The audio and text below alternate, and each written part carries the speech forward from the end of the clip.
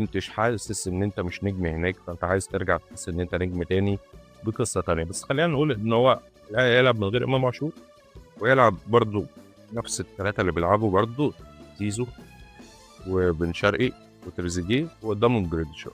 جراديشار هيبتدي الماتش عشان المدرب هيبقى عايز إن هو يمسك كورة أكتر من مهاجم يخلّص كورة. طب لو كان بيريح تريزيجيه عشان يحط زيزو مكانه، يلعب مين في النص؟ لمّا إمام عاشور ياكل، إمام عاشور ياكل. قفشه ما يعملهاش؟ لأ، قفشة بيبطّئ الريتم أوي. قفشة بينقل الكورة حلو بس بيبطّئ الريتم، والمدرب ده أو المدربين الأجانب عمومًا مش هتحبها. قفشة يلعب مع عماد النحاس، لو عماد النحاس هو اللي ماسك الفرقة قفشة كان زمانه هو اللي بيلعب. تحس ان قفشه بقى لعبه قديم قوي، صح؟ هو عشان الكورة الجديدة كلها اللي احنا بنتفرج عليها دوري انجليزي، دوري اي حته، بقى في لعيب رقم 10 اللي هو بياخد الكوره ويباص، ياخد الكوره ويسلم، ياخد الكوره ويعمل البينيه الحلوه، ياخد الكوره ويودي الوينج يعمل اوفر. ما بقاش الكلام ده. اه، انت لعيب رقم 8 هو بقى يعمل معاه 8 و10. لعيب اللي هو زي امام عاشور كده، هو اغناك عن دور قفشه خلاص، اغناك عن دور عبد الله السعيد خلاص. تخيل انت امام عاشور بيلعب في الزمالك، عبد الله السعيد مش هيلعب. هو عبد الله السعيد مش هيلعب بسنه دوت، بس انت عندك حد ينقل الكوره زيه عندك، عشان كده بتلعب عبد الله السعيد. محدش انه 41 شد. بس وهو الوحيد اللي بيطلع كوره وانت عمال تضغط.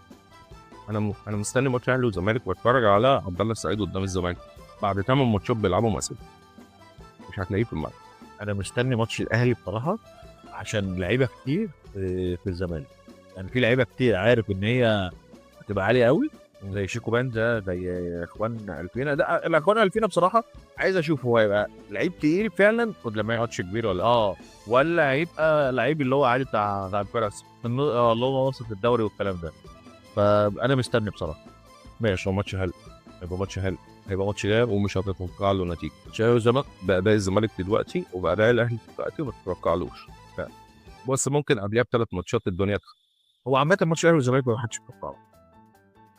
تقول لي تتوقع مين بيراميدز هيبقى نجم مش نجم الماتش عشان هم هيشيلوا 3 ان شاء الله. ملهم. قول لي مثلا إيه اللي انت حاسس ان هو مثلا هيعمل فرق، وفي نفس الوقت قول لي كده مين اللي هيلعب مكان الشيبي. قول لي كده مين اللي هيلعب مثلا جناح يمين، مين اللي هيلعب شمال. مبدئيا هو نزل التشكيله خلاص. آه، جلال هيلعب مكان الشيبي خلاص، وده حاجه حلوه جدا ان هو ما نزلش احمد توفيق. فريق. طبعا طبعا طبعا. هو خلي بالك على بيطرد في لحظه كويس الساعه ناخد الماتش. هو الراجل هرش، والراجل ده قرع بس ذكي، هرش.